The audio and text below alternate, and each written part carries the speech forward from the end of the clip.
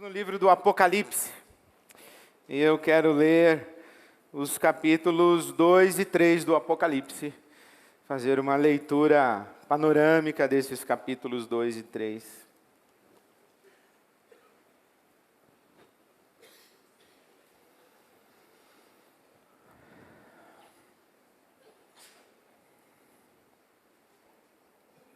Se você já achou a sua Bíblia, ore comigo antes. Deus nosso Pai,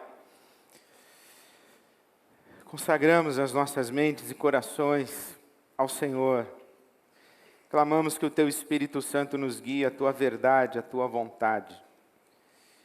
E que a Tua palavra nos seja viva, nos transforme para a glória do Teu nome e para a nossa felicidade. Te pedimos assim, Pai, em nome de Jesus. Amém. Amém. Apocalipse significa revelação. Revelação. Revelar é tirar o véu. Alguma coisa está encoberta e, portanto, não podemos enxergar, não podemos ver, e alguém vem e tira o véu, revela aquilo que está oculto pelo véu e nos mostra aquilo que antes não podíamos ver. Então, Apocalipse é esse ato de Deus em tirar o véu e nos permitir ver o que estava oculto. A maioria dos intérpretes do livro do Apocalipse compreende que o que estava oculto é o conjunto de ações de Deus que levam ao fim do mundo. Apocalipse seria, portanto, uma revelação a respeito do fim do mundo, das coisas que acontecerão no futuro. Mas não é essa maneira como nós estamos lendo o livro do Apocalipse. Nós estamos lendo o livro do Apocalipse e o nosso tema da nossa série é Apocalipse.sp, é uma leitura do Apocalipse a partir da nossa realidade de São Paulo, da nossa vida. Apocalipse.sp, o eterno agora. Estamos lendo o Apocalipse como uma carta que Deus enviou à igreja que está em São Paulo. E nessa carta Deus está revelando para nós a presença do eterno aqui, no nosso mundo, no nosso tempo, na nossa sociedade. Aquilo que é o reino de Deus presente entre nós. A maneira como o reino de Deus se manifesta entre nós. Jesus disse, o reino de Deus chegou, arrependam-se e creiam. O reino de Deus está entre vós, o reino de Deus está no meio de vós. Então, nós estamos recebendo uma revelação para percebermos, para enxergarmos a presença do reino de Deus, de como Deus age na história, de como Deus se manifesta na história. E das realidades da presença do reino de Deus na história, a igreja de Jesus Cristo é fundamental e essencial. Que é a igreja de Jesus Cristo? A igreja de Jesus Cristo é a comunidade daqueles que receberam revelação primeiro a respeito de quem é Jesus.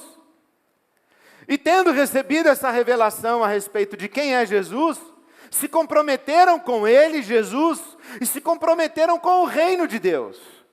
Porque se comprometeram com o Senhor Jesus, se comprometeram com o reino de Deus e a buscar em primeiro lugar o reino de Deus e a sua justiça. Então, a igreja é essa comunidade que está presente na história, aqui e agora, nós, por exemplo, e que somos manifestação do reino de Deus, sinal do reino de Deus, mas ao mesmo tempo testemunhas do reino de Deus, para levarmos esse anúncio da realidade presente do reino de Deus até os confins da terra. Por isso não estranha que Jesus dirige-se especificamente às 7 igrejas da Ásia. Tem uma palavra específica para cada igreja. E a maneira como quero recapitular ou fazer essa leitura panorâmica dos capítulos 2 e 3, porque já fizemos uma leitura particular de cada uma das cartas, hoje à noite eu quero ler pensando o seguinte: quais são os pecados que a igreja não pode cometer sob pena de comprometer a manifestação do reino de Deus?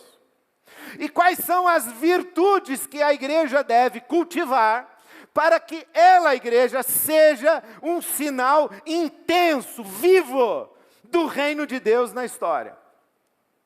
Então vamos à igreja de Éfeso. Primeiro pecado: tenho, porém, contra você que você abandonou o seu primeiro amor. Tenho, porém, contra você que você se esqueceu do seu primeiro amor. Tenho contra você que você faz tudo certo, tudo que deveria ser feito, mas você não faz com amor. Você não faz por amor. Você faz por obrigação. Ou, pior do que fazer por obrigação, você faz por hábito. Você faz porque está acostumado a fazer. E quando você faz por hábito, é numa fração de segundos que você faça sem saber por que faz. Faça sem saber se deve continuar fazendo. Faça sem saber se deve continuar fazendo e fazendo do mesmo jeito que está fazendo. Faça sem saber se deve interromper, se deve aperfeiçoar, Você faz por hábito, você sempre fez. Você faz porque sempre fez, faz porque ensinaram você que deveria ser feito. Até que num momento você percebe que aquilo já não lhe afeta mais. Aquilo já não causa impacto em você. É rotineiro, é habitual, é uma prática que vai se tornando, por ser rotineira, habitual, sem amor, sem vida, sem o coração ali dentro, aquilo vai se tornando inclusive chato, enfadonho. E vai gerando em você uma sensação de que aquilo não tem valor. E você começa a considerar a possibilidade de descartar. Porque já não causa mais impacto em você, já não te afeta, já não faz diferença. Porque você não faz diferença no que faz, aquilo que você faz não faz diferença em você. É o pecado que eu chamo de tradicionalismo. Nikolai Berdyaev, que é um cristão ortodoxo, russo, ele disse o seguinte: tradição é a fé viva dos que já morreram. Tradicionalismo é a fé morta dos que ainda estão vivos. Tradição é a fé viva dos que já morreram. Tradição é aquilo que tem valor e que recebemos do passado. Recebemos do passado crenças, práticas. E olhamos para aquilo e dissemos: ainda cremos assim, ainda agimos assim, ainda vivemos assim, temos esses costumes que têm valor para nós e nós vamos cultivá-los, nós vamos perpetuá-los, nós vamos passar adiante e nós vamos colocar o nosso coração nessas coisas. Isso é tradição. Tradicionalismo é a fé morta dos que estão vivos. Recebemos alguma coisa dos nossos antepassados, mas já não sabemos se aquilo tem valor. Recebemos crenças, práticas, mas nós não sabemos se ainda vamos continuar acreditando naquilo, fazendo aquilo, vivendo daquele jeito. Mas a gente não se ocupa de pensar e de colocar o coração ali. E a gente vai fazendo por hábito. Fazer uma coisa, por exemplo, por hábito, sem colocar o coração naquilo e sem que aquilo me afete, é mais ou menos eu dar flor para minha esposa. Quando ela pede, ou quando ela reclama que faz tempo que eu não dou flor para ela. Se uma mulher reclama assim, faz tempo que você não me dá flor, você está morto. está morto. Porque se você der a flor, ela vai dizer assim, só deu porque eu pedi. E se você não der, ela vai dizer assim, nem pedindo, hein? Então você não tem alternativa. Mas olha, se ela reclamou, dê a flor. Mas antes de dar a flor, coloque o seu coração na flor. Coloque o seu coração nela, para que esse ato não seja um ato mecânico. Que ela não venha dizer para você, você fez a coisa certa, deu flor, mas tenho porém contra ti, que esqueceste o teu primeiro amor. Deu para entender o que Jesus está reclamando dessa igreja de Éfeso? Ela é tradicionalista, ela faz, mas não põe o coração. Ainda que faça a coisa certa, se não põe o coração, o ato não tem vida. Não causa impacto, não afeta ninguém, muito menos quem faz. Então, o primeiro pecado, tradicionalismo. Primeira virtude, amor. Segundo pecado, Apocalipse capítulo 2, os versículos de 8 a 11, a igreja de Esmirna. Nessa carta não existe nenhuma repreensão de Jesus à igreja. Somente 2 igrejas não receberam repreensão de Jesus. Jesus não lhes apontou um pecado, mas lhes apontou um caminho que, se fosse descuidado, levaria esta igreja ao pecado. Então, esta igreja não é criticada por Jesus, a igreja de Esmirna. Mas Jesus diz a ela o seguinte, seja fiel até a morte, versículo 10, e eu lhe darei a coroa da vida. Seja fiel até a morte, e eu lhe darei a coroa da vida. O que Jesus está dizendo não é ser fiel daqui de hoje até o dia que você vai morrer. Não é isso que ele está dizendo. Ser fiel até você morrer. Não é isso que ele está dizendo. Ele está dizendo o seguinte, seja fiel, ainda que isso lhe custe a vida. Ainda que por causa da sua fidelidade você morra hoje, agora. Seja fiel, ainda que você tenha que morrer para ser fiel. Isso não é uma realidade muito próxima de nós, mas os nossos cristãos que estão no mundo muçulmano, no mundo islâmico, estão literalmente sendo brutalmente assassinados por sua fidelidade a Jesus.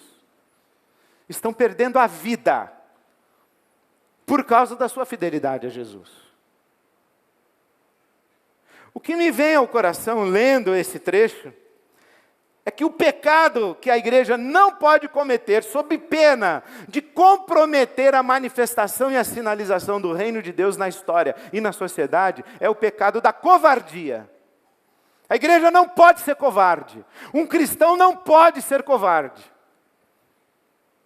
Tem que ser fiel.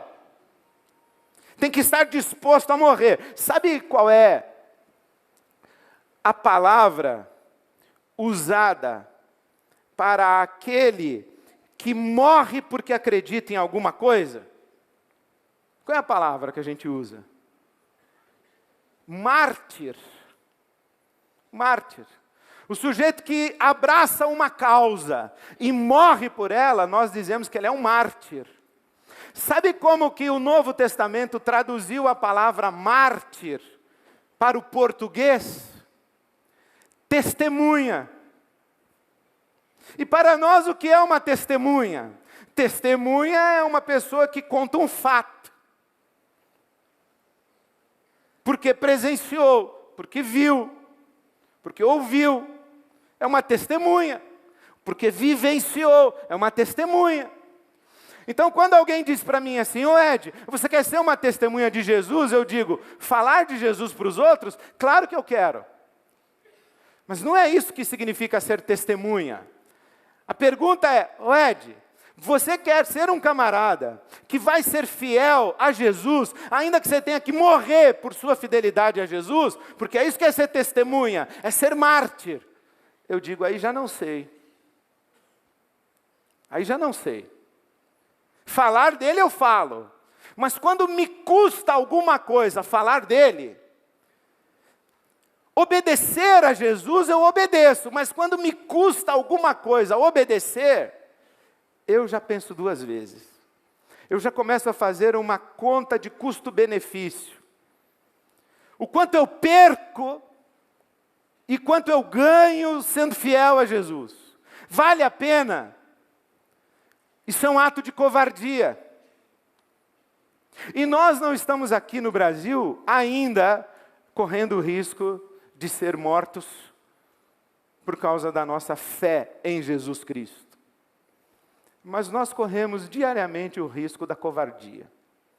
Vou dar um exemplo. Nós estamos vivendo dias difíceis. Nós evangélicos, por exemplo, nós ganhamos as páginas dos jornais como homofóbicos, intolerantes, o que mais? Ignorantes, o que mais? Tudo que é adjetivo ruim, botaram em cima da gente. Esse é o momento que a gente tem que se posicionar. Como nós somos intolerantes? Por exemplo, nós somos vítimas de intolerância religiosa no Brasil faz tempo, desde que nós chegamos. Dificilmente um órgão de imprensa nos trata a nós evangélicos com o respeito que se deve. Nós sempre somos achincalhados. Eu acho interessante ver uma manchete de um jornal. Evangélico mata criança não sei o que atropelada. Não aparece no jornal, palmeirense atropela criança e mata. Não, a palmeirense atropela outras coisas também. Mas, não aparece no jornal, espírita assalta banco. Mas aparece, evangélico assalta banco. Um cara que assalta banco não é evangélico, é assaltante.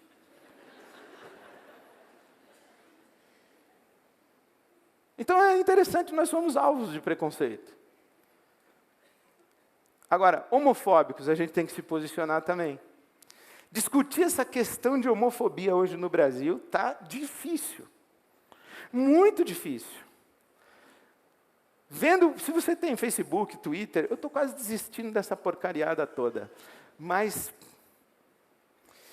é um jeito da gente se comunicar, né? Mas se você vê Twitter e Facebook, depois que a Suprema Corte dos Estados Unidos aprovou o casamento igualitário de pessoas do mesmo sexo, é um negócio impressionante. O pessoal tudo com arco-íris no avatar. Apoio, rejeição, crítica, festividade, gente soltando foguete, gente chorando. É uma confusão. O que a Suprema Corte dos Estados Unidos fez foi o seguinte: antigamente, cada estado, dos 50 estados norte-americanos, cada estado poderia escolher se faria casamento de pessoas do mesmo sexo ou não. Agora que a Suprema Corte aprovou, todos os estados estão obrigados a fazer. Nenhum deles pode se recusar a fazer, porque já é uma questão constitucional. E nós aqui no Brasil, como é que funciona para a gente? Como é que funciona para a gente? Como é que funciona para a gente quando nós pensamos sobre essa realidade do movimento e da militância LGBT? Viram a celeuma que deu na parada gay com aquela transexual que desfilou na cruz? Que confusão que deu aquilo. Como nós nos posicionamos? Como nós vamos nos posicionar quando homossexualidade não é uma coisa que está do lado de fora das portas das igrejas e muito menos do lado de fora das nossas casas? Nós pastores convivemos com isso. Porque há homossexuais que estão de bem com a sua homossexualidade. Eles não pedem ajuda para pastores. Eles não precisam. Eles julgam que não precisam, eles estão em paz. Mas há homossexuais que não estão em paz com a sua homossexualidade. Eles sofrem e eles pedem ajuda para os pastores. E há os familiares dos homossexuais que sofrem com eles ou por causa deles. E pedem ajuda para os pastores e para as igrejas. Há os homossexuais que frequentam a IBAB. E há os homossexuais que não passam perto de uma igreja evangélica. Isso não é um problema da sociedade, é um problema nosso, é de todos nós, das nossas famílias, das nossas igrejas. E como é que a gente se posiciona? Como é que a gente diz assim, olha, eu sou favorável a que sejam reconhecidos os direitos civis dos homossexuais. Direitos civis, cidadania. Mas eu não sou favorável a fazer casamento de homossexuais na igreja. Aqui é expressão e opção religiosa. Cidadania é uma condição. Eu nasci brasileiro, sou brasileiro, minha certidão de nascimento é brasileiro, minha carteira de identidade, sou brasileiro, minha nacionalidade brasileiro e não vou mudar. Sou brasileiro. Condição. Não escolhi ser brasileiro. Eu poderia escolher ter outra nacionalidade, mas a nacionalidade brasileira eu não escolhi. Eu nasci aqui, sou brasileiro. Agora, eu escolhi ser cristão evangélico. Isso aqui é escolha. Eu não posso impor sobre quem não tem escolha as escolhas que eu fiz. Eu não posso impor sobre o cidadão as escolhas que são religiosas. Porque aquele cidadão não é obrigado a ter a mesma religião que eu tenho. E, portanto, não é obrigado a ter a mesma convicção religiosa que eu tenho, a mesma ética religiosa que eu tenho, o mesmo padrão de comportamento que eu tenho. Então, eu reconheço os direitos civis dos cidadãos brasileiros que são homossexuais. E eu gostaria demais de encontrar na Bíblia Sagrada respaldo e fundamento para fazer um casamento de pessoas do mesmo sexo na igreja. Mas ainda não encontrei. E eu estou vendo que vai chegar o dia em que eu vou ter que ter coragem de que a legislação brasileira vai me obrigar a fazer, e eu vou dizer, não vou fazer, porque fere as minhas convicções religiosas. Estado é Estado, igreja é igreja, não vamos misturar as coisas. Mas sabe o que eu temo mais? O dia em que eu, porventura, descubra na Bíblia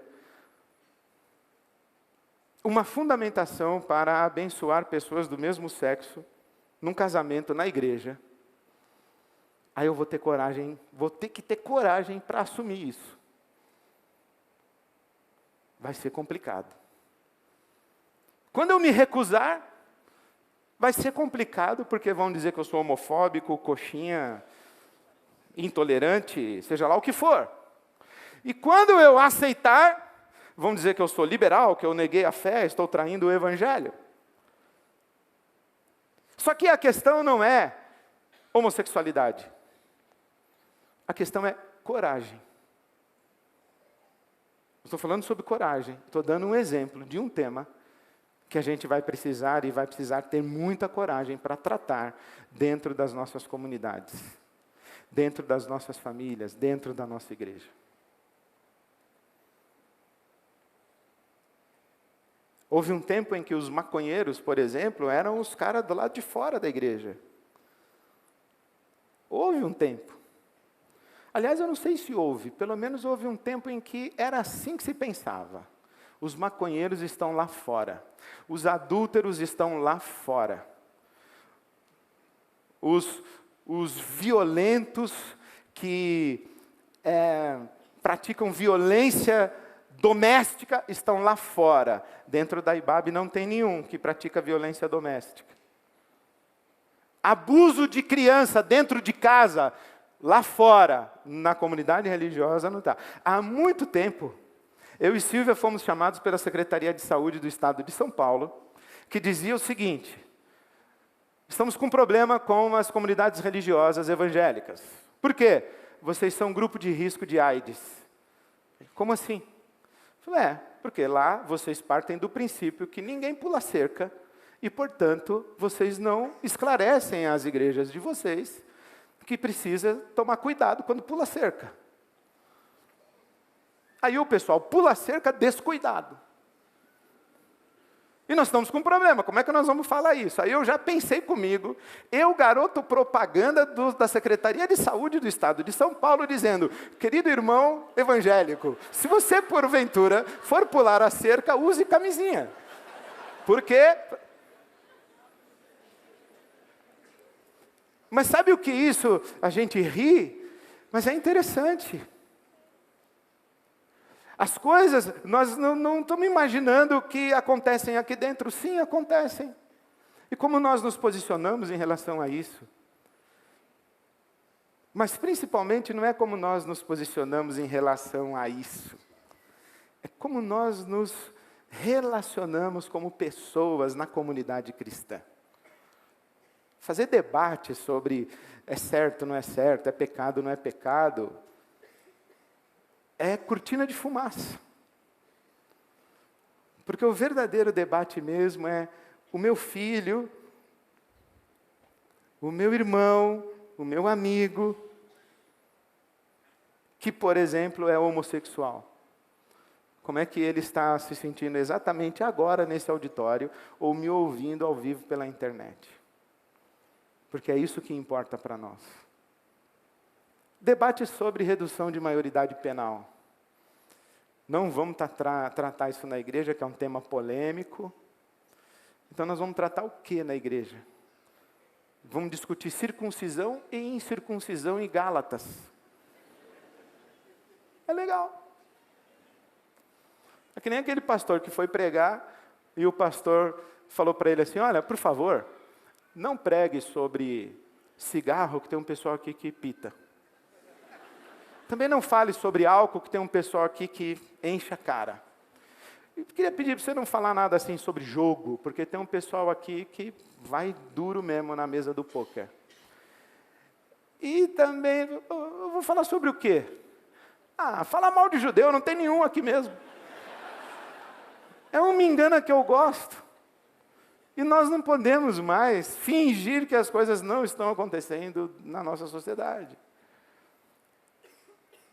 Dos temas que afetam muito o meu coração, a questão da homossexualidade é a maior.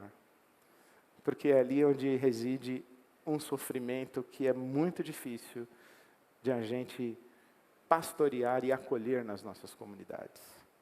Agora, o fato é, uma igreja, ela não pode ser covarde, lavar as mãos, se omitir, fingir que não está vendo, varrer para debaixo do tapete. A igreja tem que ser fiel. Tem que ter coragem para assumir o que crê, porque crê. E se posicionar na sociedade como uma voz que precisa ser ouvida na sociedade, mas não vai impor-se sobre a sociedade.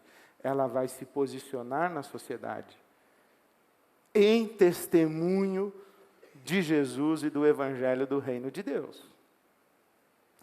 Terceiro pecado. Então, o primeiro pecado, o tradicionalismo, a primeira virtude, o amor.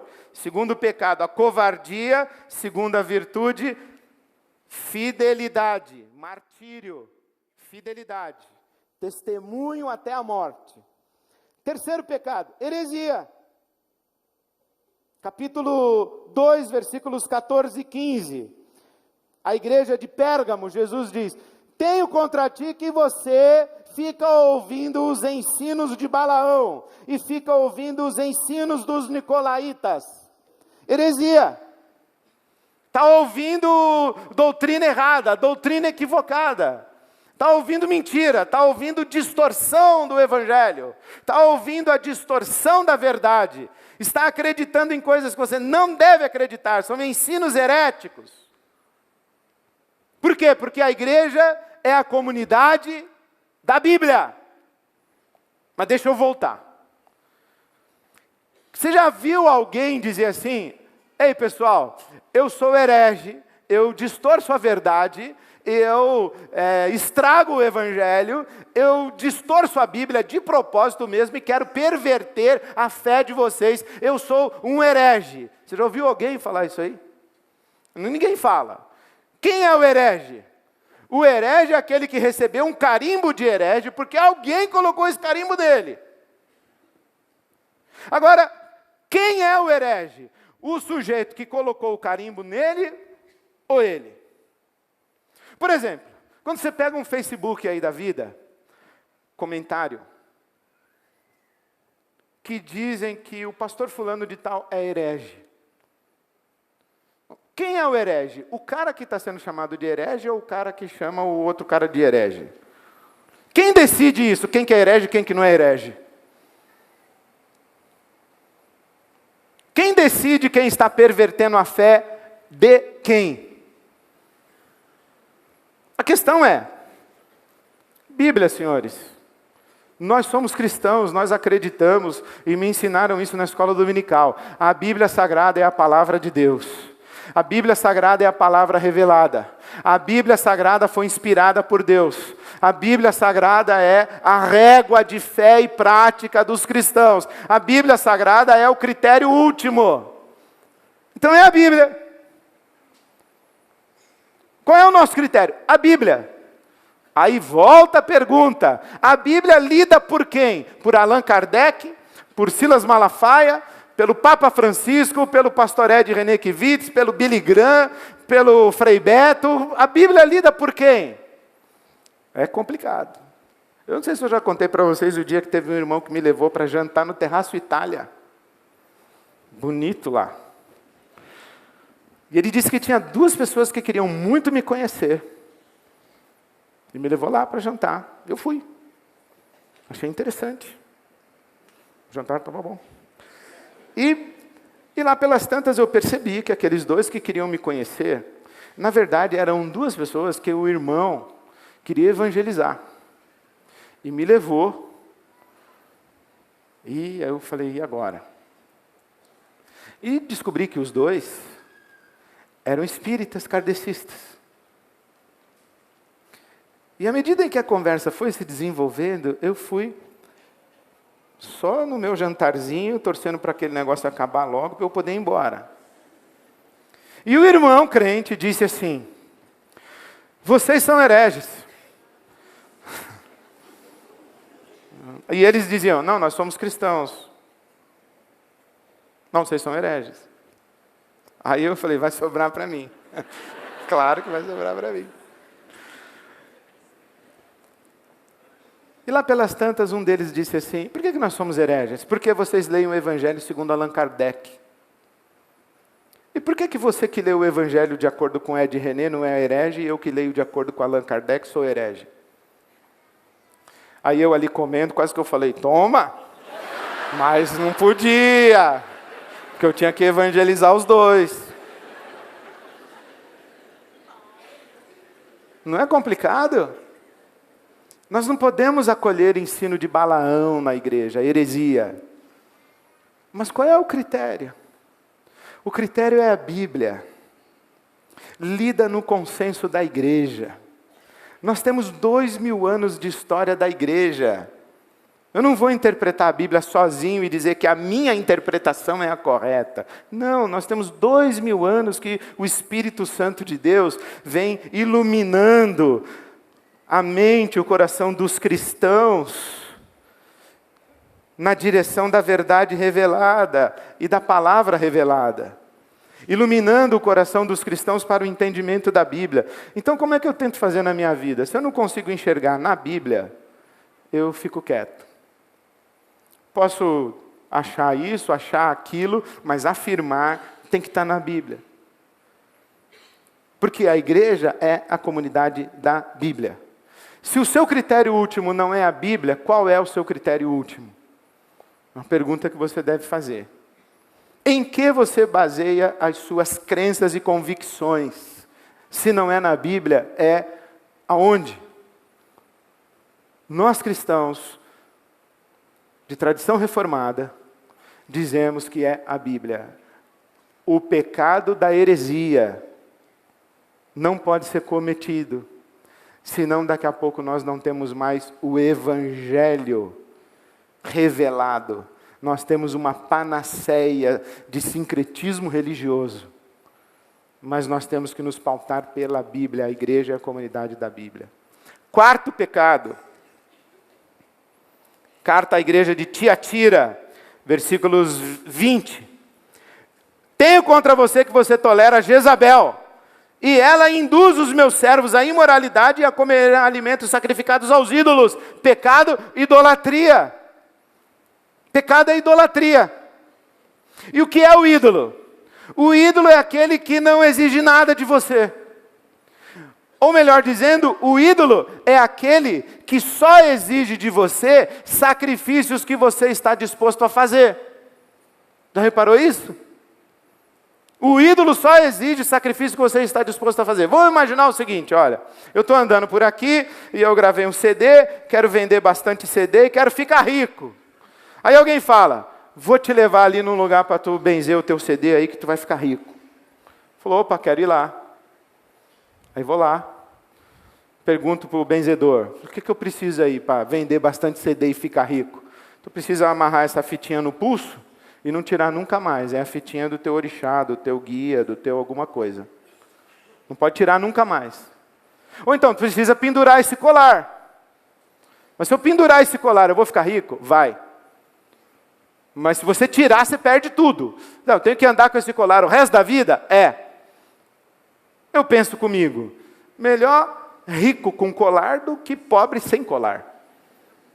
Então, andar com colar para o resto da vida vai me incomodar muito, mas eu estou disposto a fazer esse sacrifício. Ou tu tem que levar um frango ali, uma cachaça ali. Um frango e uma cachaça? É. Estou disposto a fazer esse sacrifício. Ou, tu tem que dar o dízimo todo mês na IBAB.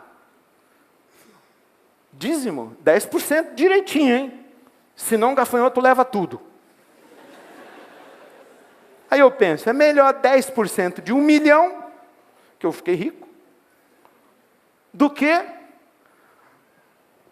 não dar nada e ser pobre.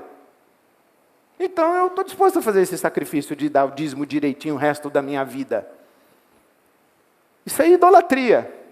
O ídolo só pede a você sacrifício que você está disposto a fazer. Agora, com Jesus é diferente. Jesus, como é que eu faço para andar contigo? Aí Jesus diz assim, morre comigo. Morre para você mesmo. Abra a mão da sua vontade e se comprometa a fazer a minha, porque agora eu vou ser o seu Senhor. Aí eu falo assim, tem como trocar isso aí por andar com um crucifixo? Ele vai dizer, não. Aí eu vou tentar negociar mais. Vou falar, mas Jesus, por que eu tenho que abrir mão da minha vontade para fazer a tua? E ele, cheio de amor no coração, vai dizer assim para mim, porque tu é burro. Tu vai começar a fazer a tua vontade e vai se meter num caminho de morte. Mas como eu te amo, eu vou colocar você no caminho da vida, porque a minha vontade é boa, perfeita e agradável. O melhor caminho que você tem para andar é o meu. É o caminho da vida. Então você escolhe se você quer ser o seu próprio Deus e fazer tudo o que você quiser fazer sem perguntar para mim, ou se você quer arrumar um ídolo aí que você faça uns sacrifícios de mentirinha para ele e finge que está brincando de servir alguém, mas você está idólatra, vivendo do jeito que você quer. Para andar comigo é um pouco diferente.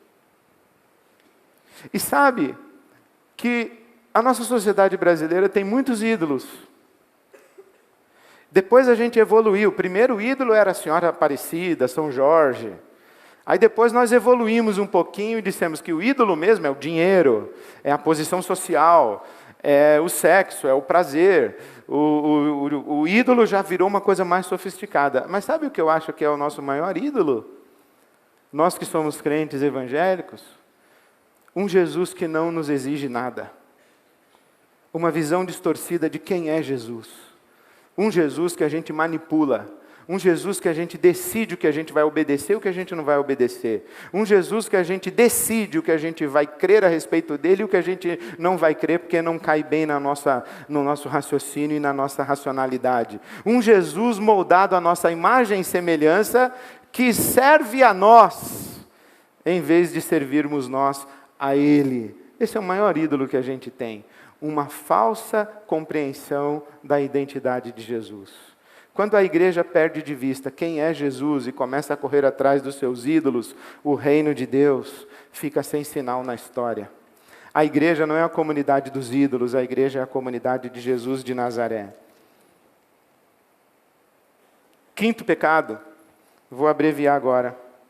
Quinto pecado, a igreja de Sardes. Qual é o pecado dessa igreja? Você tem fama de estar vivo, mas está morto. Qual é o pecado de uma pessoa que as pessoas pensam dela uma coisa que ela sabe que não é, mas ela deixa que as pessoas continuem pensando a respeito dela uma coisa que ela sabe que não é, mas que as pessoas pensam a respeito dela?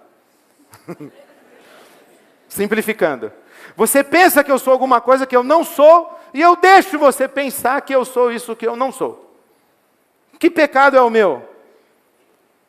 Hipocrisia. Eu me relaciono com você com uma máscara. Você pensa que eu sou uma coisa que eu não sou. E eu sei que não sou. Mas eu alimento a minha fama, mas não mostro a minha cara. Eu sou um hipócrita.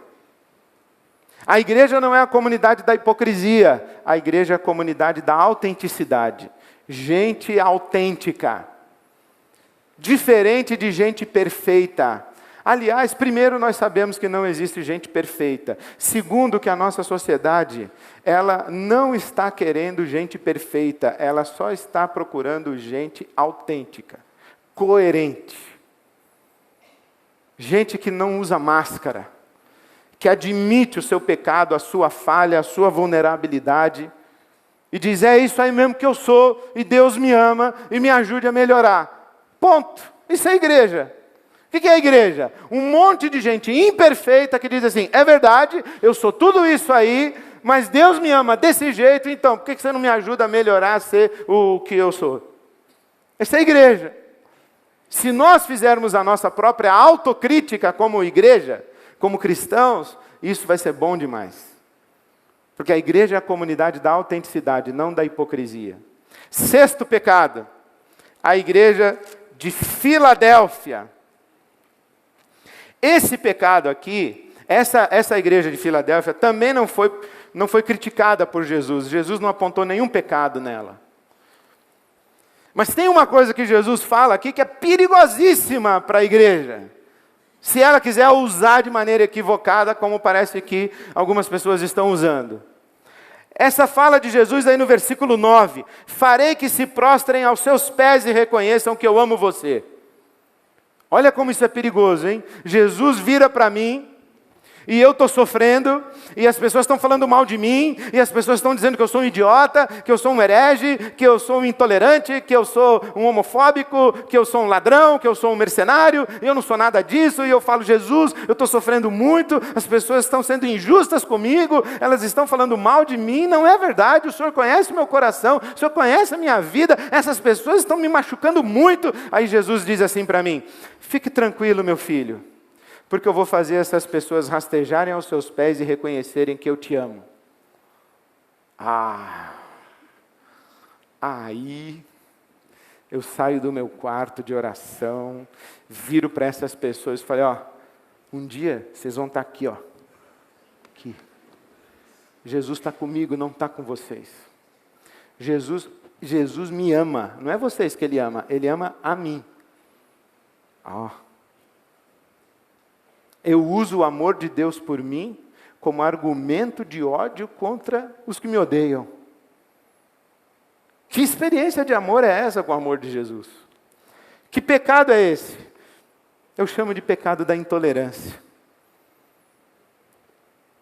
Pessoas que são amadas por Deus, mas que não conseguem abrir a porta para que aqueles que as odeiam venham para a comunhão do amor, ou que não conseguem atravessar uma porta para oferecer a comunhão do amor às pessoas que as odeiam. Quem se compreende amado por Jesus, tem o privilégio missionário de compartilhar esse amor com os outros. E dizer assim, cara, eu descobri uma coisa, que Deus me ama. E eu vim contar para você que Deus também te ama. Porque se Ele ama um cara que nem eu, Ele ama você também. Isso é uma boa notícia que eu descobri. Deus te ama. Vamos parar de brigar?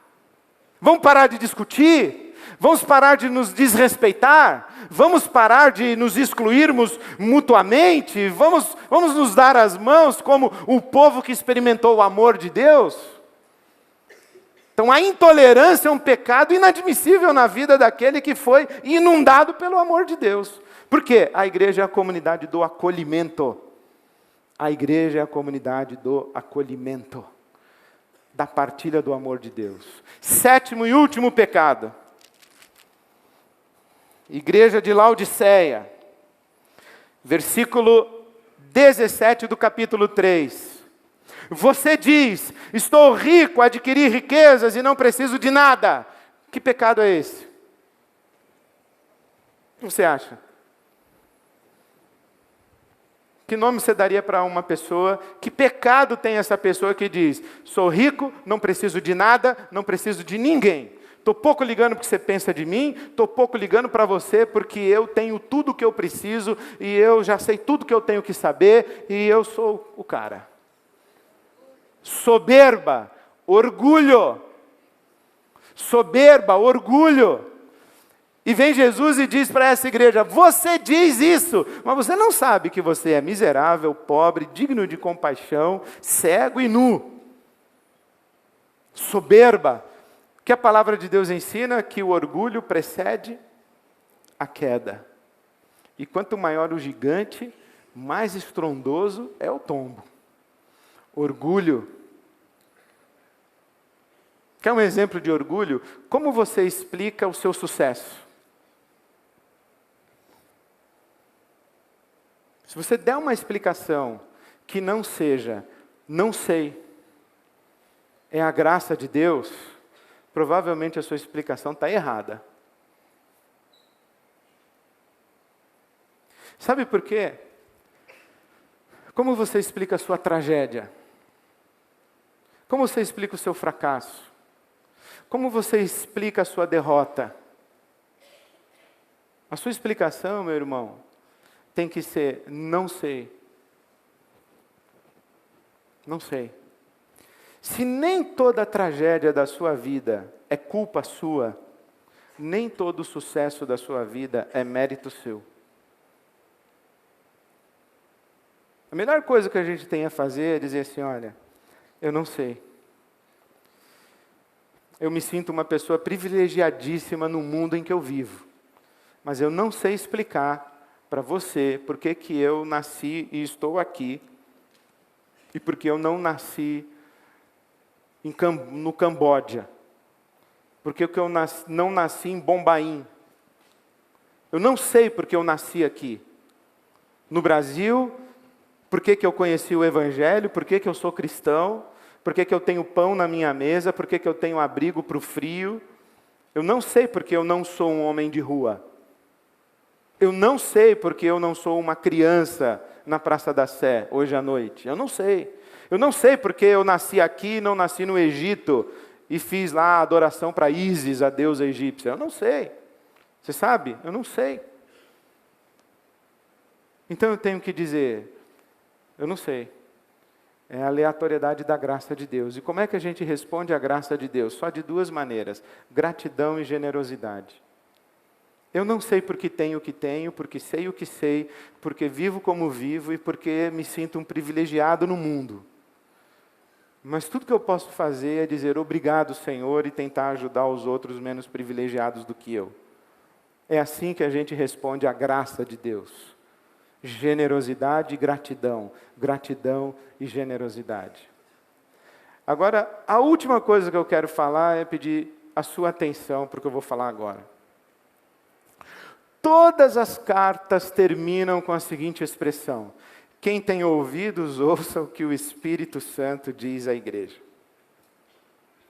Porque convém comigo que é muito complicado você ser o povo da Bíblia e não ser intolerante. Convém comigo que é muito complicado você ter certeza e convicção de que Jesus é o caminho, a verdade e a vida, e respeitar a religião dos outros.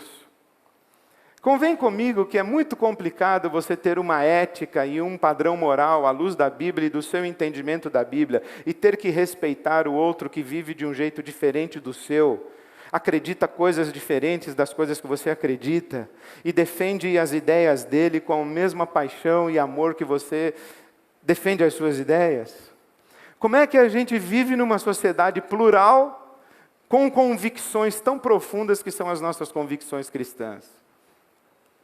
Só tem um jeito, pessoal, a gente ouvir o que o Espírito Santo diz à igreja.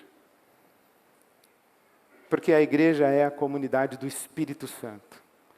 No dia que a igreja deixa de ouvir a voz do Espírito, no dia que a igreja deixa de ficar de joelhos, ela vai se perder, porque não tem regra ética, não tem regra moral, não tem regra doutrinária, não tem regra litúrgica. Quem é que adora Deus certo?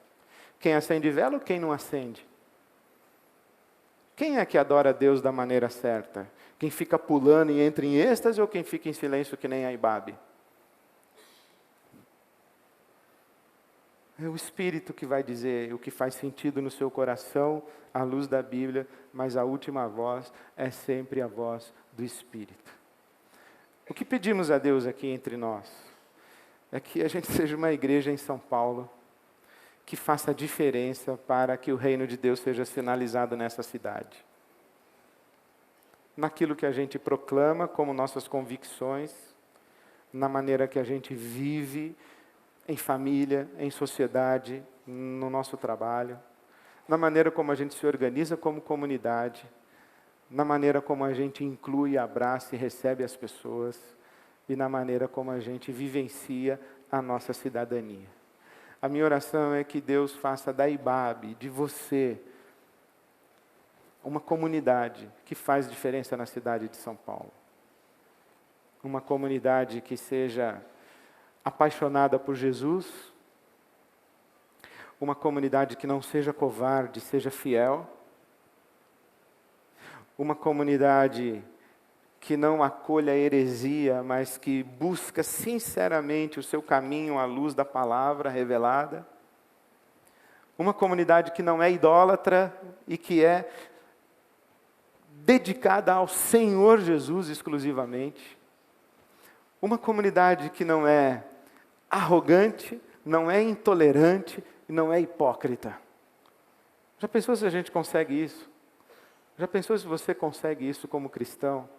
A diferença que faria no nosso mundo, uma comunidade assim, e cristãos espalhados nessa cidade, da maneira como Jesus, segundo creio, nos ensinou, seria extraordinário, para o nosso bem, para a nossa cidade e para a glória do nosso Deus. Que seja assim. Amém.